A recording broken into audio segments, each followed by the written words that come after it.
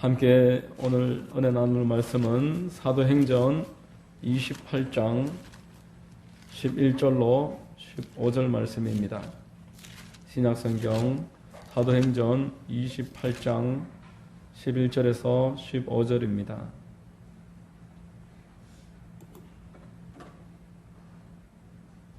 찾으신 줄로 알고 제가 봉독해 드리겠습니다.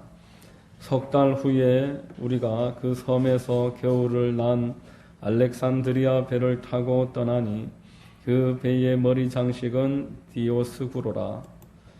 수라구사에 대고 사흘을 있다가 거기서 둘러가서 레기온에 이르러 하루를 지낸 후 남풍이 일어나므로 이튿날 보디올에 이르러 거기서 형제들을 만나 그들의 청함을 받아 이레를 함께 머무니라.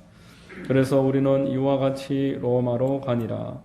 그곳 형제들이 우리 소식을 듣고 아비오 광장과 트레이스 타베르네까지 맞으러 오니 바울이 그들을 보고 하나님께 감사하고 담대한 마음을 얻으니라. 아멘. 할렐루야. 주일 오전 예배에 나오신 여러분들 주님 이름으로 환영하고 축복합니다. 자, 좌우의 분들과 한번 인사하겠습니다. 참 잘 오셨습니다. 참 잘 오셨습니다. 만나서 반갑습니다. 저는 추수감사 주일을 맞아서 봉독해드린 사도행전 28장 11절로 15절까지 말씀으로 하나님께 감사하고 이와 같은 제목의 말씀을 전하겠습니다. 성령께서 우리 마음에 큰 은혜와 감사를 회복시켜 주시기를 바랍니다. 여러분, 사도 바울은 생애 오랜 시간을 감옥에서 보냈습니다. 그리고 감옥에는 있지 않더라도 자택연금 형식으로 구금을 당해서 자유롭지 못하게 많은 시간을 보냈습니다. 사도행전 28장 오늘 본문 말씀에서도 사도 바울은 그 죄수의 신분입니다. 로마 황제 가이사에게 재판을 받기 위해서 호송되고 있는 그 길인 것입니다.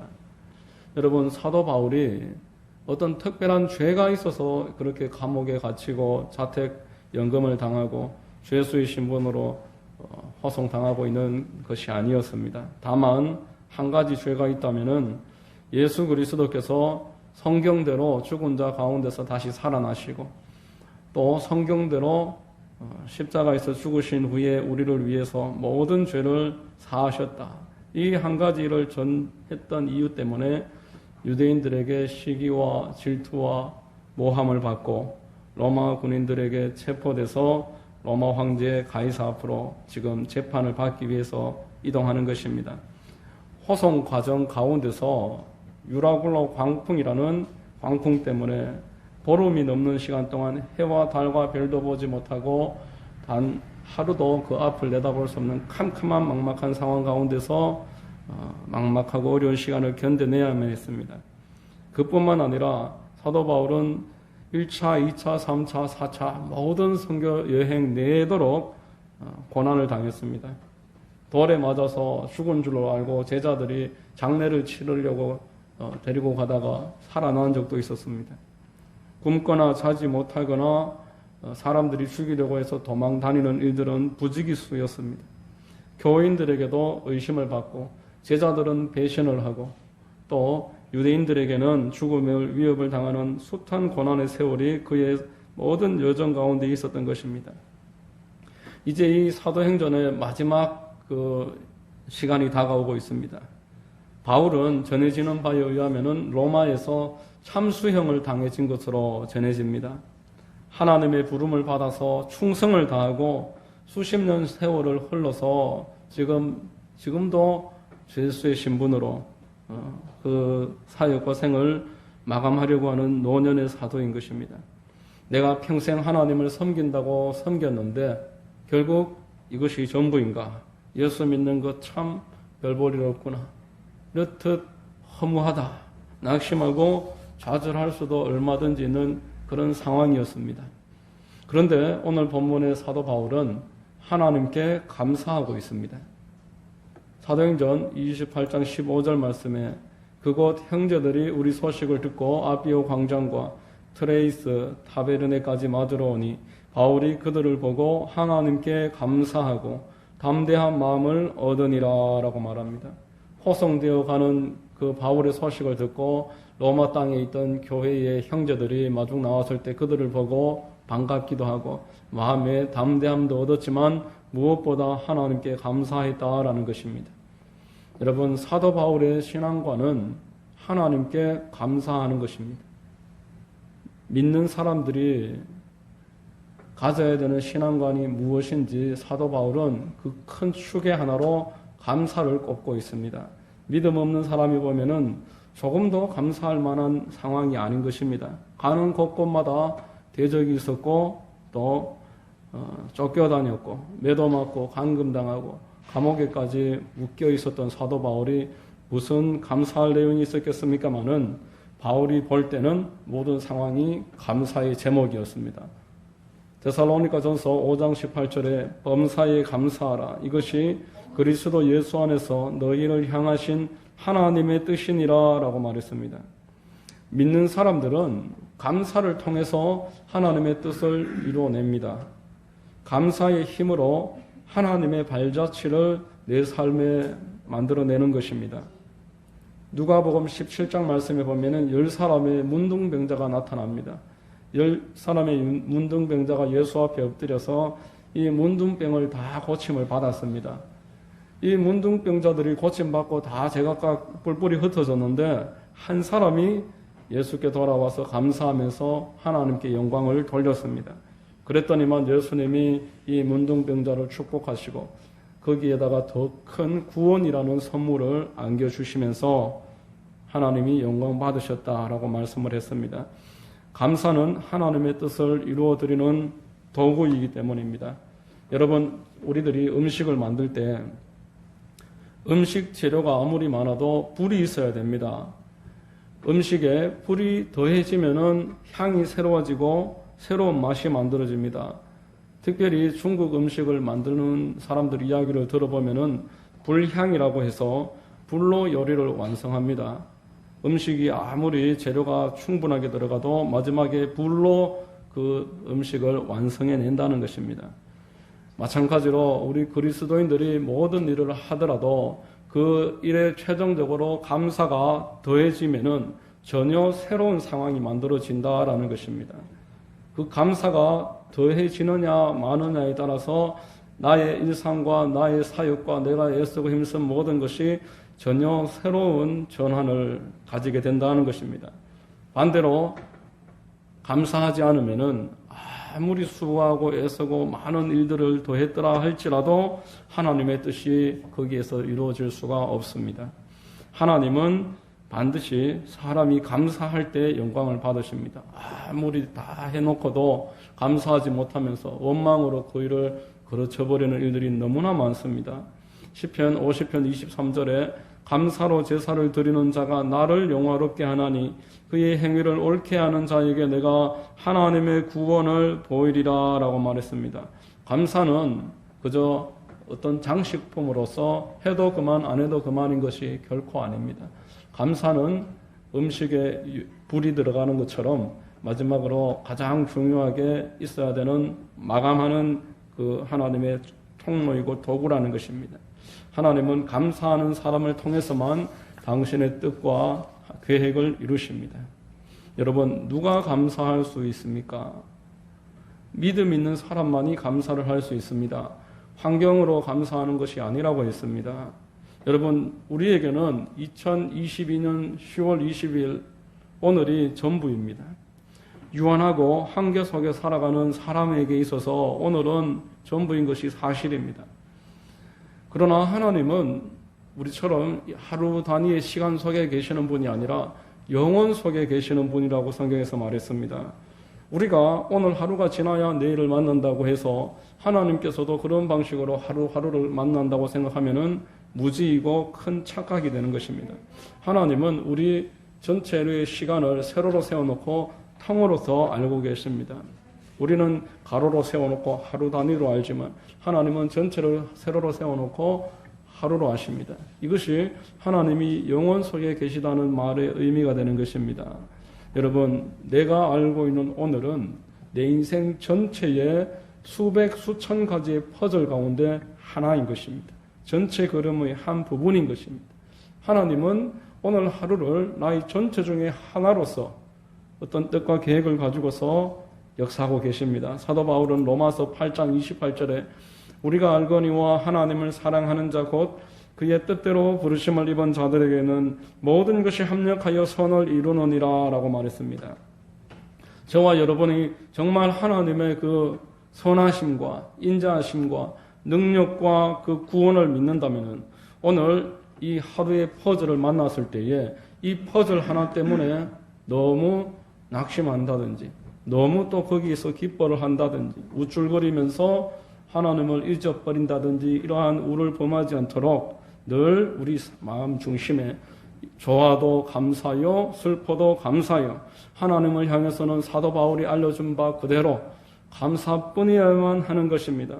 이것이 바로 사도 바울이 가지고 있었던 신앙관이었고 인생관이었습니다. 하나님께는 감사해야 된다. 나에게는 오늘 하루밖에 없지만 하나님은 전체 퍼즐을 다 가지고 계신다. 성경을 이해하면 이해할수록 하나님께는 감사할 것밖에 없다라는 것입니다. 여러분, 하나님은 온 천하 우주를 창조하신 분이십니다. 그리고 그 이후에 마지막 날 사람을 창조하시고 이 사람을 축복하신 분이 하나님이십니다. 사람만이 하나님의 소통하는 통로로서 축복을 받았습니다. 그래서 우리 그리스도인들은 하나님이 우리의 유일하신 주인이 되실 수 있고 유일하신 축복 주시는 분이 하나님이시다라는 것을 믿는 것입니다. 그러나 사탄이 하나님과 사람 사이에 비집고 들어왔습니다. 그 사이를 이간질하기 시작합니다. 사람에게 하나님을 대항하고 하나님 없는 삶을 선택하고 내 스스로 하나님처럼 살아라 이렇게 꾀었습니다. 여러분, 하나님이 주시는 축복에서 사탄이 그 사이에 끼어들어서 점점 그 거리를 떨어지게 한 것입니다. 여러분, 어린 아이가 아직 미성년의 어린 아이가 부모를 떠난다고 하면은 어떻게 되겠습니까? 그 집 앞에는 그 아이가 나오기만을 기다리고 있는 무장 강도가 기다리고 있는다면은 어떻게 되겠습니까? 태양을 주위로 지구가 돌고 있습니다. 태양을 바라보는 지구의 각도에 따라서 뜨거워지기도 하고 추워져서 남극이나 북극처럼 사람이 살 수 없는 곳이 되기도 하는 것은 우리가 알고 있는 상식입니다. 이 태양을 떠나면은 지구에 한 명의 사람도 어떠한 생물체도 살아갈 수 없습니다. 마찬가지로 하나님에게서 떠나는 것이 죄이고 저주가 되는 것입니다. 하나님을 떠나는 것은 마귀의 입을 향해서 뛰어 들어가는 격입니다.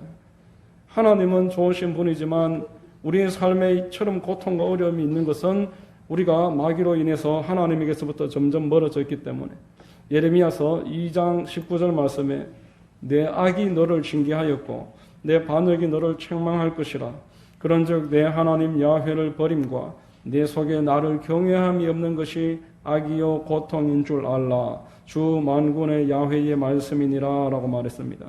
사람이 계속 악해지고 인생이 점점 어려워지고 고통스럽게 되는 것은 하나님을 모르기 때문이고 하나님을 계속 떠나고 하나님 안다고 할지라도 경외감으로 섬기는 그런 모습이 없기 때문에 그렇습니다. 이러한 불쌍한 처지에 빠진 사람에게 하나님께서 당신의 독생자 예수 그리스도를 이 땅에 보내주셨습니다.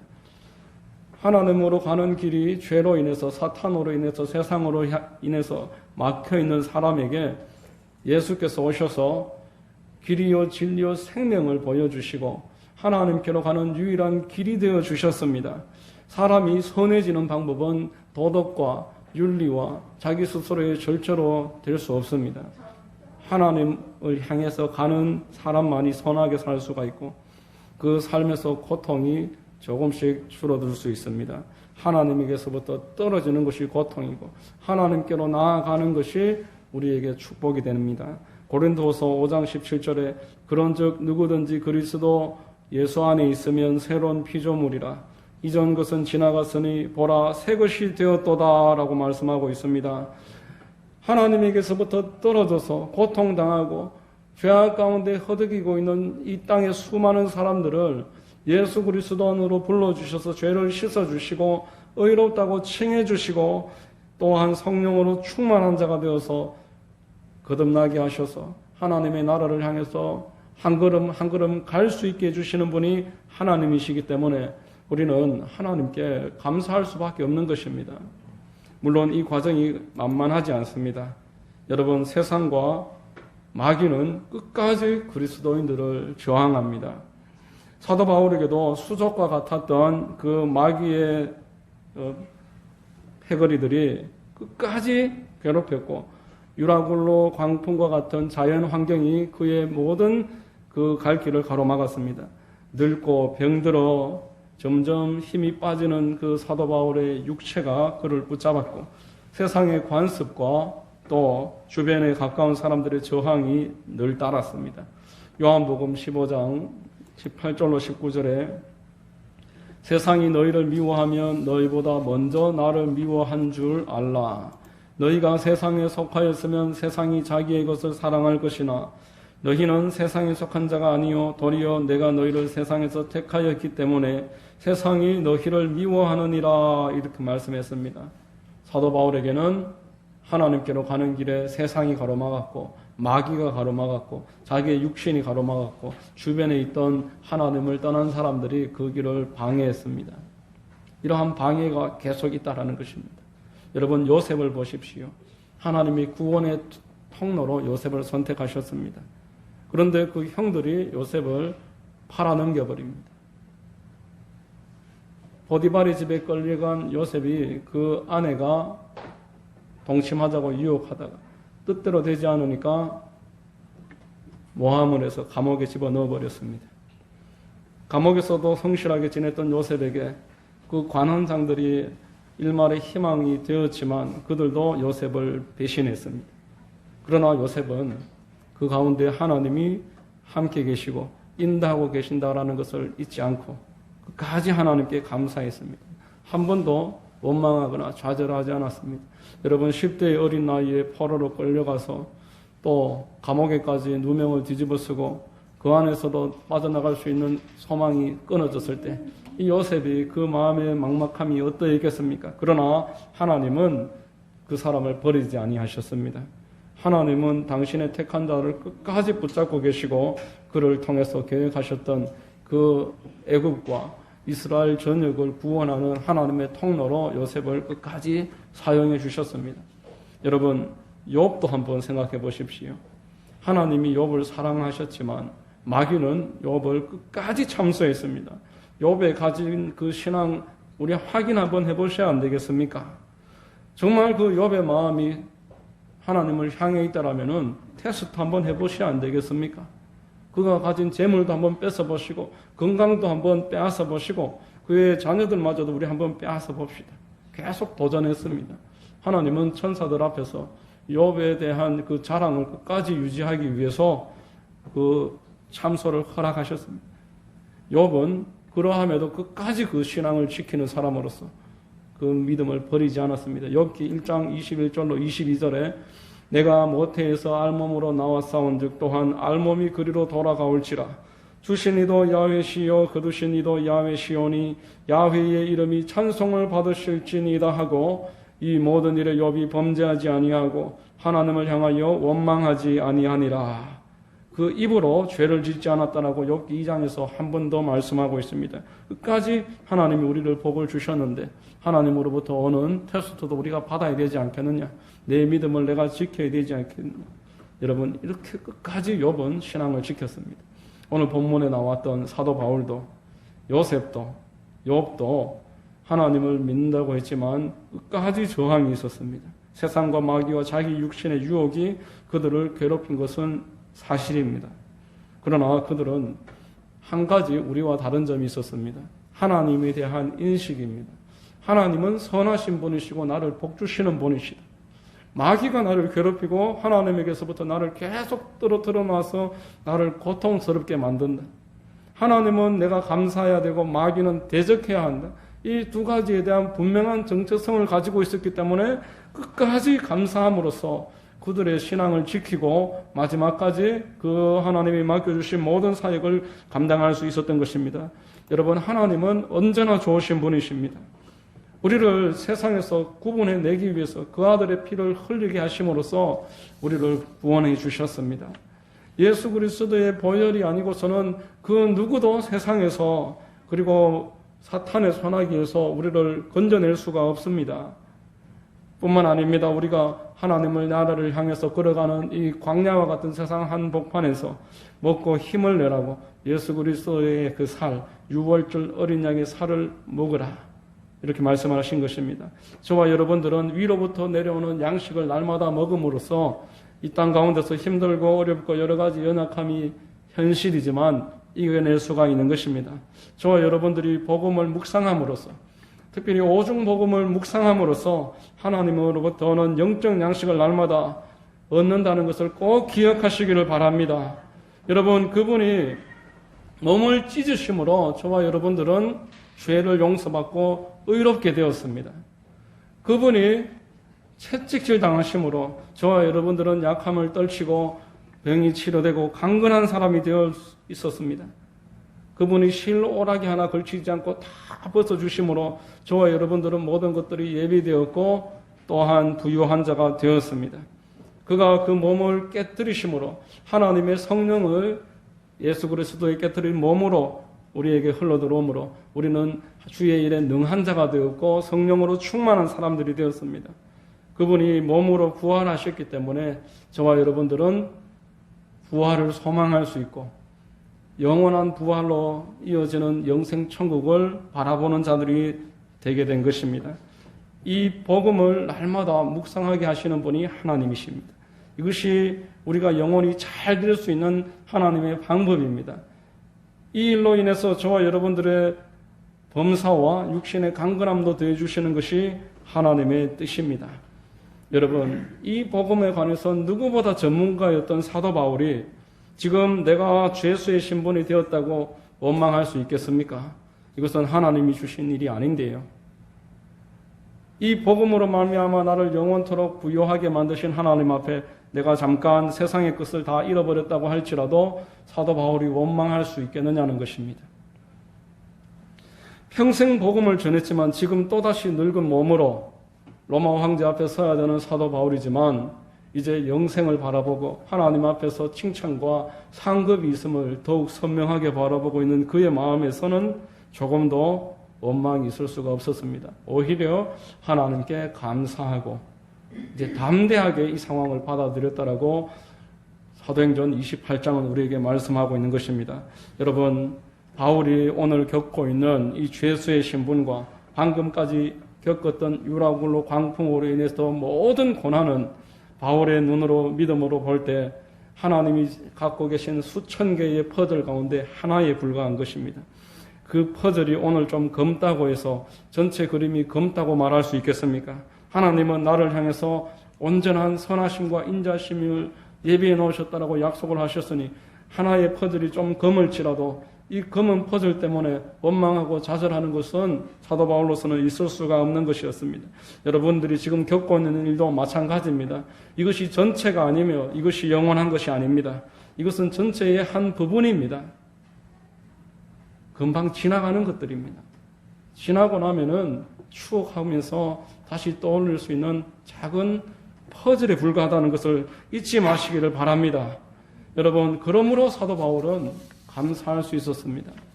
모든 것을 다 아시는 하나님이 나를 사랑하셔서 나를 구원하셨고 예루살렘으로 가라, 로마로 가라, 가려고 간 게 아니었습니다. 가게 될 것이다. 정말 땀 흘리듯이 여기까지 오게 된 사도 바울로서는 여기까지 인도하셨는데 내가 원망할 일이 무엇이냐, 여기까지 먹이시고 입히셨는데 걱정할 게 또 무엇이냐, 이러한 감사가 있었습니다. 그러므로 여러분, 신앙은 곧 감사입니다. 성경은 하나님 앞에 우리 그리스도인들이 감사할 수 있다라고 말씀하십니다. 감사할 만한 일들이 끝없이 있다라는 것을 계속 강조하십니다. 그리고 감사하는 사람들에게 더 감사할 만한 일들을 또 주신다라고 우리에게 작은 선물도 예비해 놓으셨습니다. 여러분, 오늘은 추수감사절입니다. 절기상으로 이제 11월 셋째 주는 이제 한 해가 한 40일 정도 남았습니다. 365일 가운데 90 90%가 지나갔고 이제 10%가 남았습니다. 이제 지금이 한 해를 되돌아보면서 하나님 앞에 한 해를 마무리하면서 감사로 우리의 마음을 재정비하기에 아주 적당한 시간이 지금입니다. 그리스도 예수 안에서 그리스도인들은 전체 그림이 이미 정해진 사람들입니다.